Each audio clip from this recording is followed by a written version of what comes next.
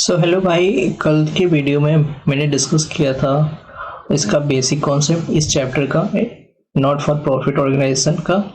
आज हम लोग ये आगे पढ़ेंगे रिसिप्ट एंड पेमेंट अकाउंट्स। ये दूसरी क्लास है। पहला चीज़ रिसिप्ट एंड पेमेंट अकाउंट्स मैंने कल इंट्रोड्यूस किया था इसके बारे में। आज हम लोग इसके बारे में डिटेल में देखेंगे। Receipt and payment account same cash account की तरह ही बनाया जाता है। इसको भी जैसे कैश अकाउंट बनता है सेम उसी तरह ये रिसिप्ट एंड पेमेंट अकाउंट बनेगा। रिसिप्ट एंड पेमेंट अकाउंट जो होता है, जो भी हम कैश में रिसीव करेंगे उसको आप रिसिप्ट साइड में दिखाओगे, और जब भी आप कैश पेमेंट करोगे यहाँ पे कैश रिसिप्ट होगा, और जब आप कैश पेमेंट करोगे तो कैश पेमेंट आपका जाएगा पेमेंट साइड में। जैसे सपोज मान लो आप यहाँ पे अकाउंट बनाते हो कैश अकाउंट। आप जब कैश अकाउंट बनाते हो तो कैश का डेबिट साइड होता है रिसिप्ट, और क्रेडिट साइड होता है पेमेंट के लिए।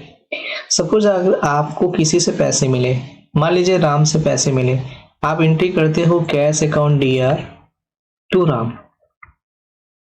जब इसको पोस्टिंग करने जाएंगे आप तो यहाँ पे लिखेंगे क्या, डेबिट साइड में टू राम।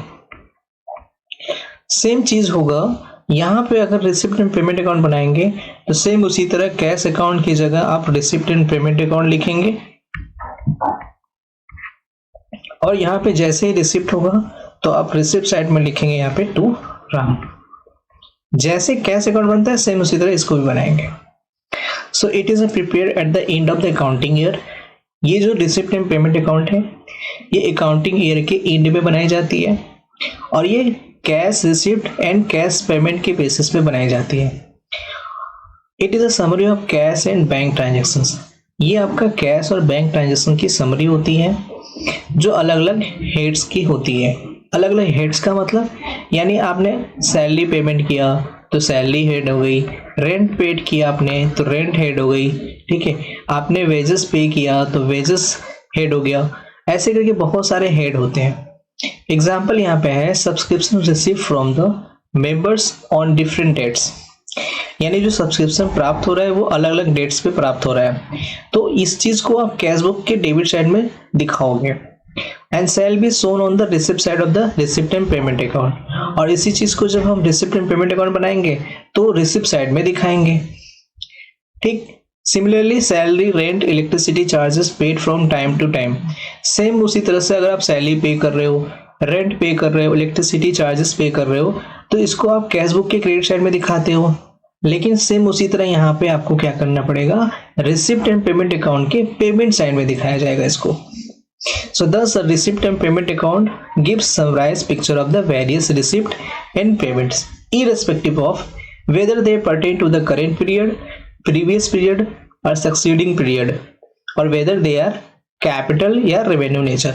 कहने का मतलब बस पैसे आने चाहिए, हमें ये नहीं देखना है कि ये जो कैश रिसीव हो रहा है ये कैश इस साल का है या पिछले साल का है या भविष्य का है, यानी फ्यूचर का है। यानी आपको पास्ट पीरियड का भी मिले तब भी आप रिकॉर्ड करोगे, आपको प्रेजेंट पीरियड का पैसा मिले तब भी आप रिकॉर्ड करोगे, आपको फ्यूचर पीरियड का भी पैसा मिले तब भी रिकॉर्ड करोगे। या आपने फ्यूचर का पेमेंट आज कर दिया, इस करेंट पीरियड में कर दिया तब भी आप रिकॉर्ड करोगे, या पास्ट का पेमेंट आपने अभी कर दिया, पास्ट का पेमेंट ड्यू था उसको आपने अभी किया तो उसको भी रिकॉर्ड करोगे। इसका मतलब यहाँ पे एक्रूअल बेसिस नहीं चलता है। यहाँ पे जो भी चलेगा वो कैसे सिस्टम चलेगा, on the cash basis system पे चलेगा। ये कैश बेसिस सिस्टम यही होता है कि जैसे ही पैसे आएंगे आपको रिकॉर्ड करना है, उसको बुक्स में लिखना है। आपको ये बिल्कुल भी ध्यान नहीं देना है कि ये मेरा इस साल का है पैसा या पिछले साल का था या फिर भविष्य का था, ठीक है। साथ में ये भी ध्यान आपको नहीं देना है कि ये कैपिटल नेचर का है या रेवेन्यू नेचर का है, यानी जो भी कैश रिसीव होगा वो मुझे किसी का भी नेचर का हो, कैश या रेवेन्यू हमें रिकॉर्ड करना है उसे। It may be noted that, आपको ये भी ध्यान रखना है कि this account does not show any non cash item. इस अकाउंट में आप नॉन कैश आइटम भी रिकॉर्ड नहीं करोगे। नॉन कैश आइटम क्या होते हैं? नॉन कैश आइटम ऐसा जिसमें कैश का लेन देन नहीं होता है, यानी जिसमें पैसे यानी कैश का कोई जिक्र नहीं होता है, कैश नेचर नहीं होते हैं। जैसे डेप्रिसिएशन, आप जब डेप्रिसिएशन हर साल रिकॉर्ड करते हो तो डेप्रिसिएशन से आपके अकाउंट से बैलेंस ना ही डिडक्ट होता है ना ही ऐड होता है, तो इसलिए ये आपका डेप्रिसिएशन क्या हो जाएगा, डेप्रिसिएशन आपका हो जाएगा यहाँ पे non cash item. Opening balance in receipt and payment account represent cash in hand, cash at bank. Receipt and payment account की ओपनिंग बैलेंस जो होती है वो कैश इन हैंड के रूप में होती है, कैश एट बैंक के रूप में होती है। यानी अगर आपके cash in hand, cash at bank है तो आप रिसिप्ट एंड पेमेंट अकाउंट की ओपनिंग बैलेंस मानोगे, और इसको कहाँ दिखाएंगे, इसको आप रिसिप्ट साइड में दिखाओगे। सेम उसी तरह क्लोजिंग बैलेंस होगा, क्लोजिंग बैलेंस को भी आप इस अकाउंट में रिप्रेजेंट करेंगे, वो भी कैश इन हैंड और बैंक बैलेंस के रूप में रहता है। इसको ईयर के लास्ट में दिखाते हैं और ये क्रेडिट साइड में दिखाया जाएगा, रिसिप्ट एंड पेमेंट अकाउंट के क्रेडिट साइड में दिखाया जाएगा। आपको ये भी ध्यान रखना है कि अगर बैंक ओवरड्राफ्ट होता है किसी भी साल के अंत में तो इसे आप डेबिट साइड में दिखाओगे, ठीक है। और अगर ये बैंक ओवरड्राफ्ट हुआ तो शुरू में आप डेबिट साइड में दिखाओगे और लास्ट में जाके क्रेडिट साइड में दिखाओगे। यहाँ पे ध्यान रखना है आपको, bank overdraft at the end it shall be shown on the its debit side as the last item. जैसे यहाँ पे देखिए आपका दिया हुआ है एक कैश बुक का, तो कैश बुक का ये फॉर्मेट है, इसमें रिसिप्ट ये है और ये पेमेंट है। रिसिप्ट में आपका बैलेंस बीडी यहाँ पे दिया है, ये बैलेंस बीडी का मतलब ओपनिंग है। सेम उसी तरह ओपनिंग देखिए यहाँ पे डेबिट साइड में दिखाया है, मतलब रिसिप्ट साइड में दिखाया है। उसी तरह यहाँ पे आपका होगा बैलेंस सीडी। ये जो बैलेंस सीडी है, ये बैलेंस सीडी आपका क्या है, क्लोजिंग बैलेंस है, ये क्लोजिंग बैलेंस है, इसको क्रेडिट साइड में दिखाया गया है। अब हम आगे देखेंगे, ये देखिए अलग अलग ईयर का अलग अलग डेट पे यहाँ पे सब्सक्रिप्शन रिसीव हुआ है, तो ये आपका रिसीव हो रहा है, सब्सक्रिप्शन रिसीव हो रहा है। अप्रैल 10 को रिसीव हुआ 1,20,000, सितंबर 13 को रिसीव हुआ, नवंबर 9 को रिसीव हुआ और फरवरी 7 को रिसीव हुआ। ये एक साल का है। एक साल कब से स्टार्ट होता है, 1 अप्रैल से स्टार्ट होता है और ये जाता है 31 मार्च तक, ठीक। तो अगर ये 1 अप्रैल 2014 से स्टार्ट हुआ है तो ये अगले साल 2015 तक जाएगा 31 मार्च तक। तो इसका मतलब ये करेंट पीरियड का दिया हुआ है यहाँ पे। इन सबको ऐड कर लेंगे। जब रिसिप्ट एंड पेमेंट अकाउंट बनाएंगे तो उसमें ये 2,25,000 दिखा देंगे, सीधा सीधा सब्सक्रिप्शन लिखकर, ठीक है।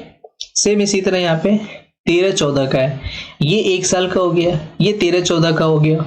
इसमें भी यहाँ पे दिया हुआ है 15-16 का, यहाँ पे दिया हुआ है, ठीक है। इंटरेस्ट फीस दिया हुआ है 14 का। ऐसे करके ये सब हेड है, ये सारे हेड को हम टोटल पहले करेंगे, उसके बाद ये पैसे रिसीव होंगे तो रिसिप्ट साइड में लिखेंगे, अगर पेमेंट करना होगा तो पेमेंट साइड में लिखेंगे।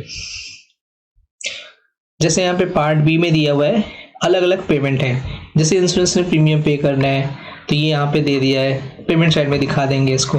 रिसिप्ट में पेमेंट अकाउंट बनाएंगे तो पेमेंट साइड में लिख देंगे वहाँ पे इंश्योरेंस प्रीमियम, ओके। प्रिंटिंग इन स्टेशनरी वहाँ पे भी लिख देंगे पेमेंट साइड में। लाइटिंग पेमेंट साइड में लिख देंगे, क्योंकि इसकी वजह से पैसे जाएंगे मेरे पास से, तो इससे पेमेंट करेंगे तो एंट्री क्या बनती है, जैसे एंट्री बनती है सेम उसी तरह यहाँ पे भी एंट्री करेंगे हम। जैसे लाइटिंग अकाउंट दिया टू कैश हो जाएगा यहाँ पे, क्योंकि इसकी वजह से लाइटिंग का मुझे पैसा देना पड़ रहा है तो कैश मेरा कम होगा, इसलिए पेमेंट साइड में चला जाएगा। प्रिंटिंग एंड स्टेशनरी का पैसा दे रहे हैं तो printing and stationery account DR हो जाएगा एंड टू कैश हो जाएगा, इसकी वजह से भी पैसे चले जाने हैं मेरे पास से, ये भी पेमेंट हो गया तो इसको भी पेमेंट साइड में दिखाएंगे। लॉजिकली सोचना है, ऐसे करके ये देखिए सारे एक्सपेंसेस है जिसको पे किया उसने। अब यहाँ पे देखेंगे कुछ आइटम्स, ऐसे ये कुछ आइटम्स होते हैं जो रिसिप्ट वाले आइटम्स होते हैं और ये कुछ पेमेंट्स वाले आइटम्स होते हैं।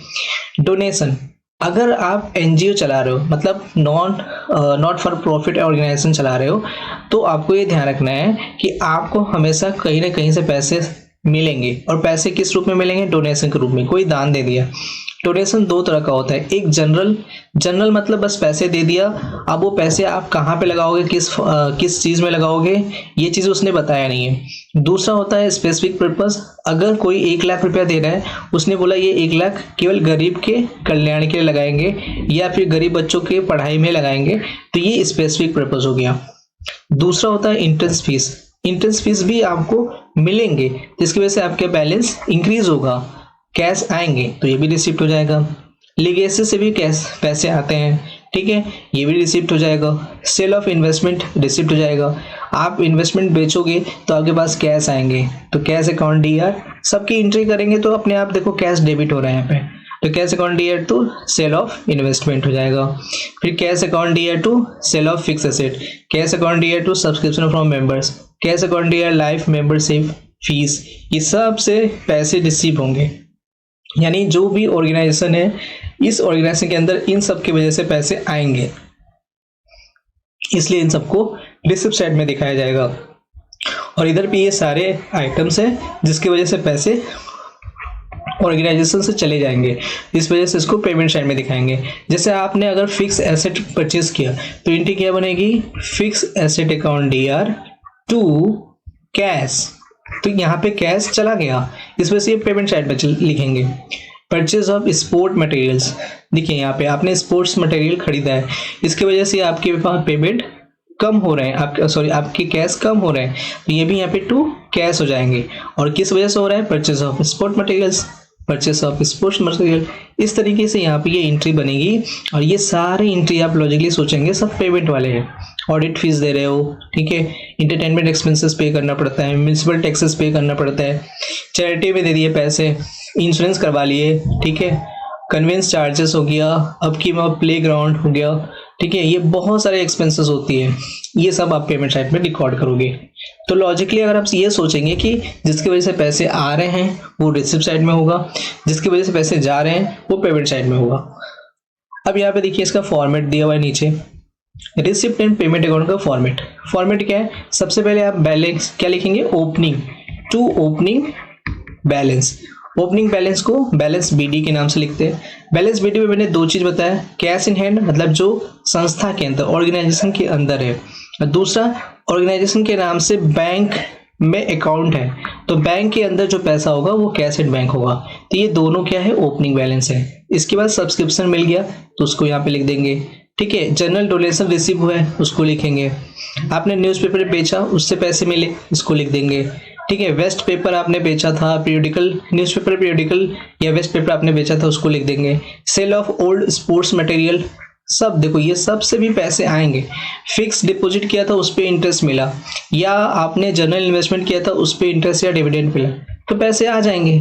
लॉकर रेंट, कभी कभी आप लॉकर की सुविधा देते हो, तो लॉकर सुविधा दोगे तो कोई सामान आपके यहाँ रखेगा तो आप उनसे क्या लेते हो, पैसे लेते हो, तो लॉकर रेंट हो गया, उससे भी पैसे मिलेंगे। सेल ऑफ स्क्रैप्स, पैसे मिल जाएंगे, इन सब से पैसे मिलेंगे, इन सब से आपके पास पैसे आएंगे। इसलिए अब इसमें कुछ ऐसे आइटम्स हैं जो आपका रेवेन्यू नेचर का है और कुछ ऐसे आइटम्स हैं जो कैपिटल नेचर का है।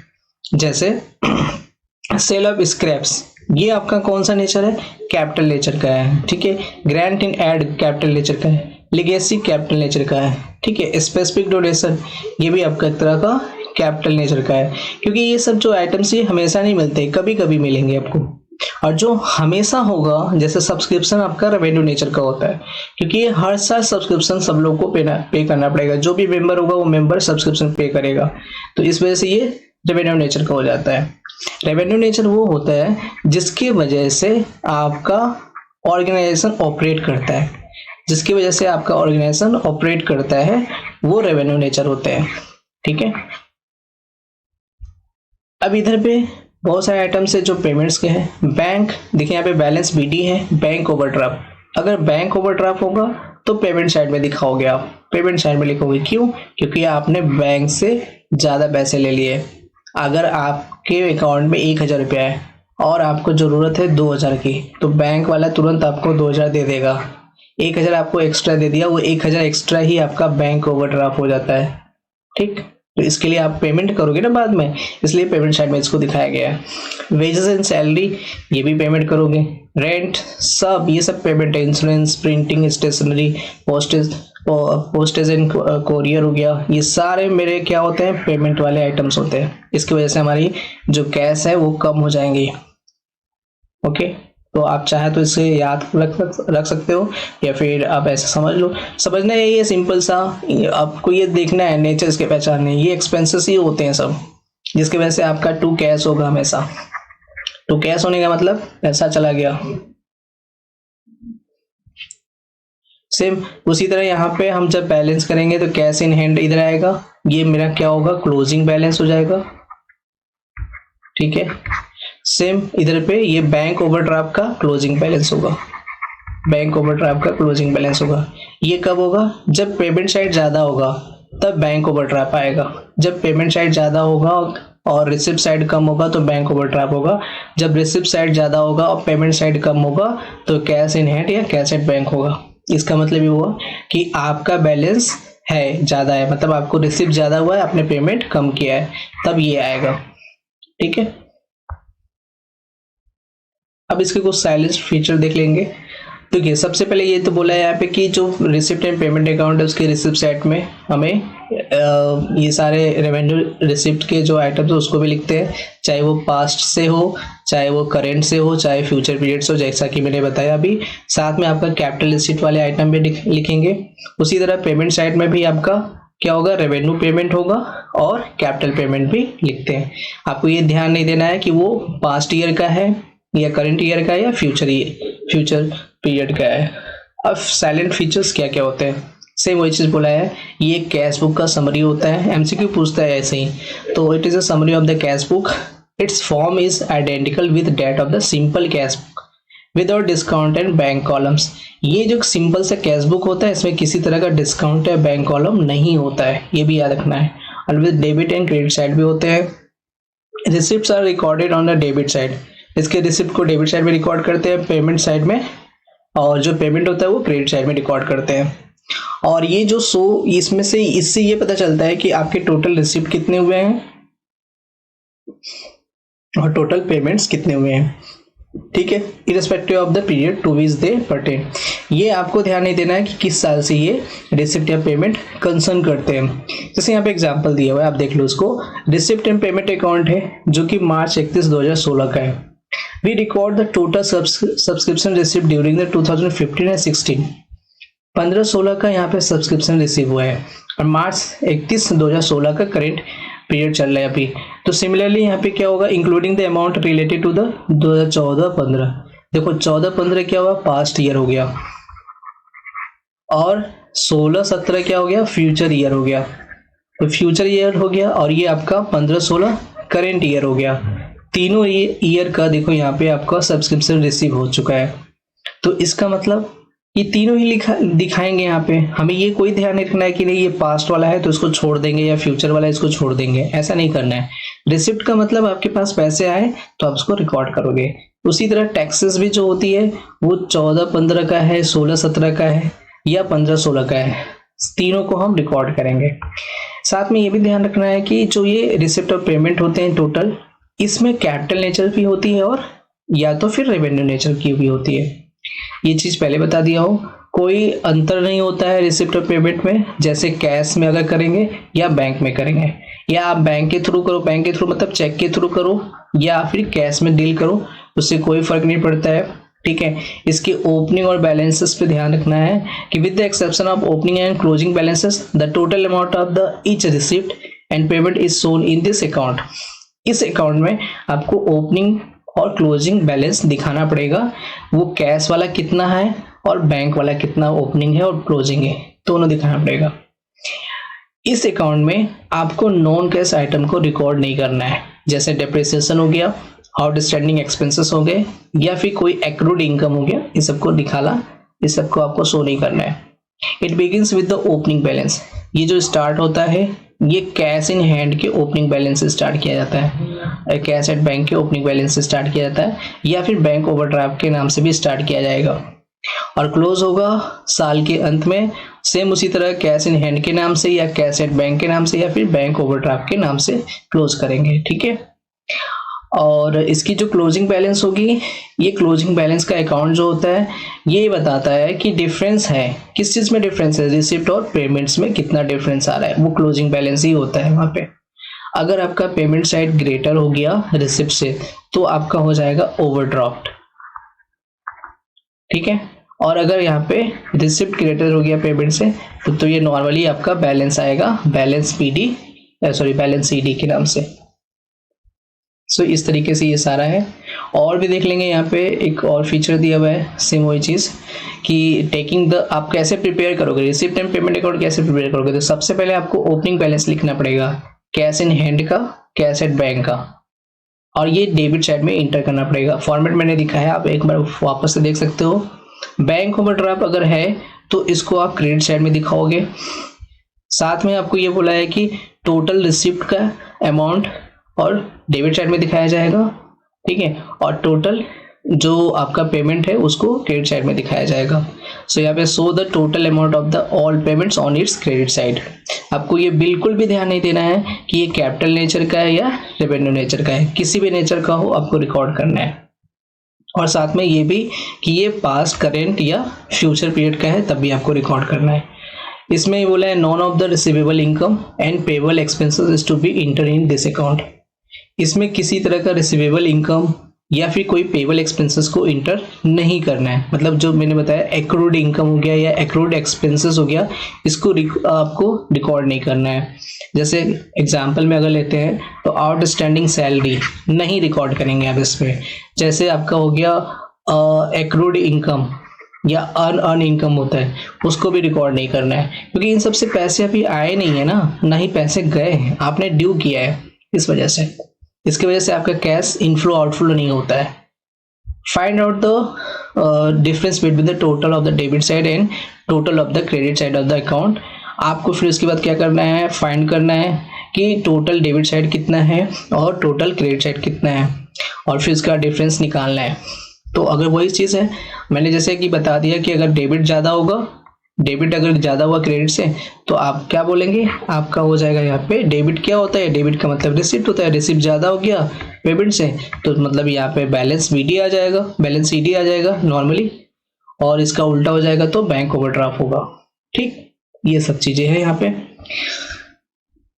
तो ये देखिए यहाँ पे एक समरी दिया हुआ है। अब ये चीज़ें आपको बनाना है, तो आप चाहो इसको फोटो ले लो, आप लोग इसका फोटो लेके आपको इसका रिसिप्ट एंड पेमेंट अकाउंट बनाना है।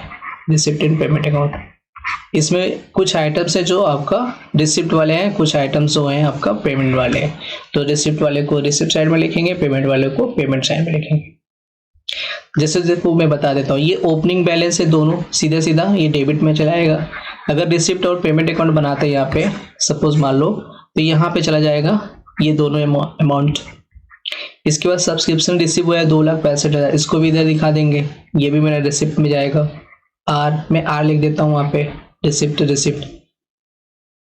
और यहाँ पे ये इंटरेस्ट फीस है, इससे भी पैसे आएंगे। डोनेशन मिला है बिल्डिंग के लिए भी जाएंगे, इंटरेस्ट फीस भी आएगा। लाइफ मेंबरशिप फीस भी आएगा। प्रिंटिंग स्टेशनरी ये पेमेंट साइड का आइटम है। लाइटिंग पेमेंट साइड का आइटम है। Rates and taxes payment side. Telephone charges payment side. Post and courier payment side. Wages and salary payment side. Insurance premium में क्या होगा, पेमेंट साइड, क्यों payment कर रहे हैं। इंटरेस्ट ऑन गवर्नमेंट सिक्योरिटीज आपने खरीदा था, उसके ऊपर आपको इंटरेस्ट मिल रहा है, तो ये रिसिप्ट हो रहा, रिसिप्ट साइड में जाएगा। लॉकर रेंट, आपने लॉकर फैसिलिटी दिया तो उसकी वजह से आपने रेंट सबसे रिसीव किया है, रिसिप्ट साइड में जाएगा। Purchase of government securities payment side में, आपने गवर्नमेंट सिक्योरिटी परचेज किया, जब परचेज करेंगे तो पेमेंट साइड में, और उस परचेज किए हुए सिक्योरिटी के ऊपर अगर आपको इंटरेस्ट मिलेगा तो ये रिसिप्ट साइड में जाएगा। और लास्ट में यहाँ पे क्या आ रहा है, ये क्लोजिंग बैलेंस आ रहा है सबका, ठीक है। तो ये आपका कहाँ जाएगा क्लोजिंग बैलेंस, ये आपने रिसिप्ट साइड में लिखा है तो इसे आप डेबिट साइड में उधर लिखेंगे, पेमेंट साइड में, दोनों खत्म। बस ऐसे बना लेना है इसको, और दोनों साइड इक्वल होना चाहिए। चलो आज के लिए इतना ही, फिर हम लोग कल नेक्स्ट करेंगे income and expenditure account. Thank you.